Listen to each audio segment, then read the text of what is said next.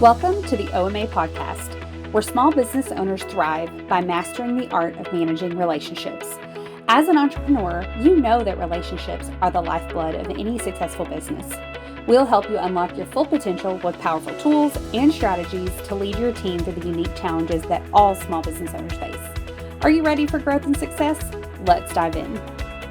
Welcome back, friends. Today on our podcast on culture, we're going to talk about what shapes our culture.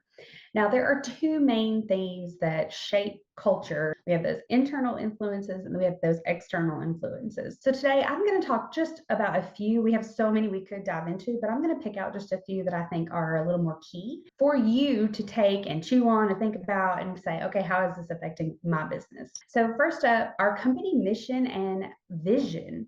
Your company mission, I talked about this in the last podcast, knowing that we get to get up in the morning and get to go to work and get to be connected with our customers in the way that we are and to serve them in that way, that mission and that vision, it is crucial for how it shapes our culture. Because if we didn't have that, if I had a new employee that came in and just, they didn't really get to see my passion, they didn't understand that vision and that mission mindedness that we have for what we do, it's not going to push them in a direction to really get on board and be a part of our culture and shape the lives of the customers that we get to interact with. So again, this is like that overarching purpose, the long-term goals of the business. Those things are going to define and really shape what kind of culture you have. So as cliche as it might sound, if you don't have a mission, if you don't have that overarching vision of where you're going, you're going to be aimless and never find a really solid team because they don't know exactly what we're trying to accomplish. So another key area that can really shape your culture is your recognition and rewards.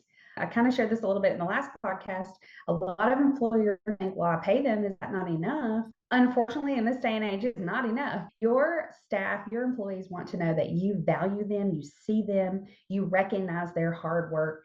Even just them getting up and being there on time, they want to know that you see that. They want to know that you care enough to know that they are putting out effort into your business. So the days of people showing up for their paycheck and that's the only recognition they get, or maybe they get a 10-year pin or something, those are gone, my friend. It's starting to become more and more apparent in our day and age that employees would rather have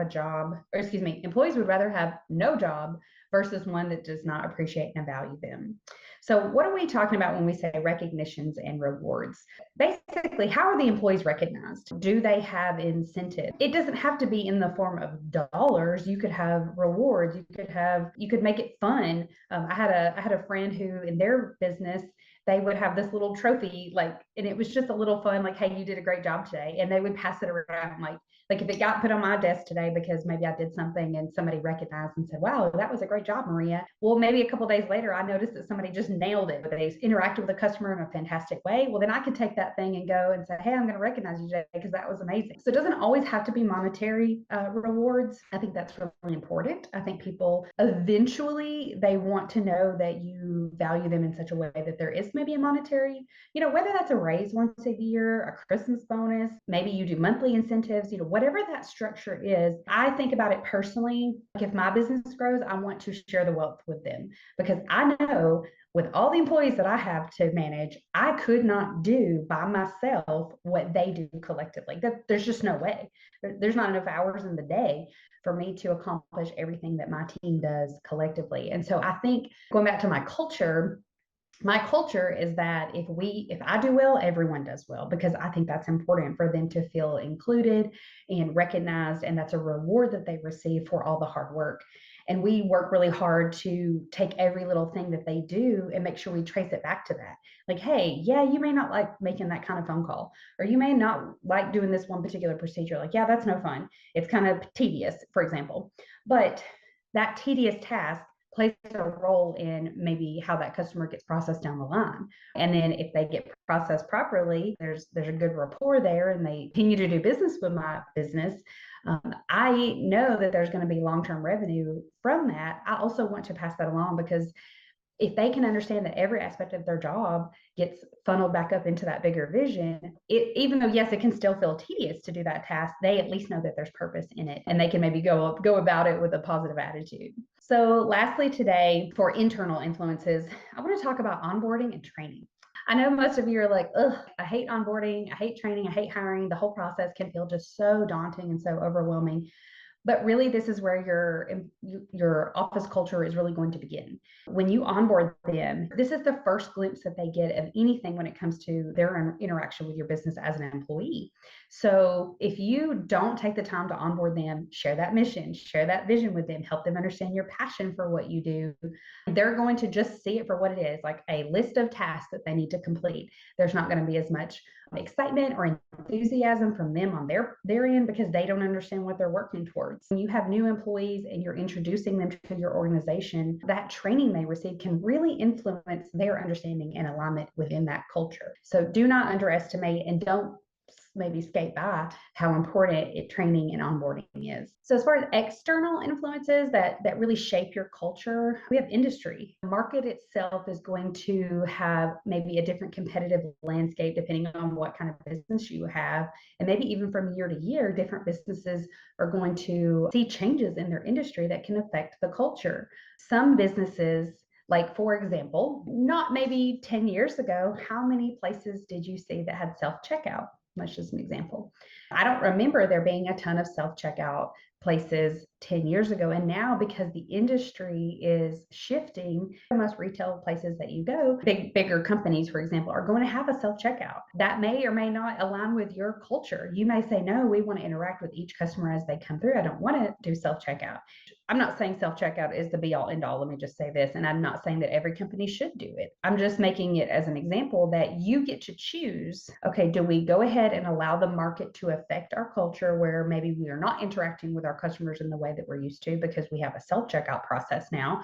Or do we double down on maybe you're a small hometown business and you say, yes, we're proud we don't have self-checkout because we have enough employees and we care enough about our customers to interact with them face to face every single time they check out. So again, you can take that and apply it in lots of different ways. That's just one example of how the industry or the market can affect your culture. Let's say you did choose to move into the direction of a self-checkout option. How do your customers view that? Do they feel like, wow, they just don't care about me anymore? Or, wow, they're just too busy to check me out anymore. So you have to understand that is going to shape your culture. And then maybe new employees that never knew a world without self-checkout, they're going to just assume, well, it's not as important for me to check on them as they're leaving. Hey, did you find everything okay? Is there anything else that you needed that you couldn't locate? Or like those little details. Like I know when I go to my local grocery store, they still say, hey, did you find everything, that you were looking for today? And there have been a couple of times where I'm like, well, yeah, most everything. I just couldn't locate this thing. And, there's a point where you're like, I don't have time to continue to look for it. And they will stop and say, oh, I know where that is. Let me go grab it for you. That is something I still value. If they only had self-checkout options and weren't saying, hey, did you find everything okay today? Then not only would I just feel disappointed that I didn't get everything I went for, but that's also lost revenue for that business that they could have received because I ended up purchasing the thing that I needed that I couldn't locate myself. There's lots of ways that external influences when it comes to like your industry can shift. So let's dive into those real quick. Economic conditions. Some businesses are very sensitive to the economic shifts. If you have a high-end boutique, for example, you may or may not be able to see that there's a shift in who can afford your services or your product. If there's legal and regulatory changes that happen, you may have a business that's heavily regulated. What if you're a medical provider of some sort? Shifts in legal and federal regulations can really shift, needing to do more paperwork for our business. So that can shift not only the processes itself, it takes longer because I have to do more paperwork than I personally would enjoy doing. It also might shift the time my employees have in investing in that face-to-face interaction with that customer if I have to spend more time doing paperwork. So just understand that if there are key values and beliefs that your business has about how you want to show up in the world, how you want to interact with your customers, then you're going to have to be set on, no matter what comes, whether it's an internal or an external factor that tries to influence you out of that belief or mission. We have to double down on that. You have to say, look, now this is what built my business and I cannot stray from that or else it can really impact the bottom line long term. Those are just a few of the internal and external influences that can really shape your culture. We're going to dive into so many more of these in the webinar. That webinar is going to be held on Friday, January the 5th. At 8 a.m. Central. And then for the rest of this month in December, we have a couple couple more podcasts ready to roll out for you guys. Next week, we're going to talk about determining your culture. And then lastly, we're going to say, can we change our culture? How would we change our culture in an organization? So I hope you join us for those. Thank you for joining us on this episode of the OMA podcast. We hope you gained valuable insights and inspiration to excel in your business relationships. If you enjoyed today's episode, don't forget to subscribe and leave a review. Your feedback means the world to us and helps us reach more entrepreneurs like yourself.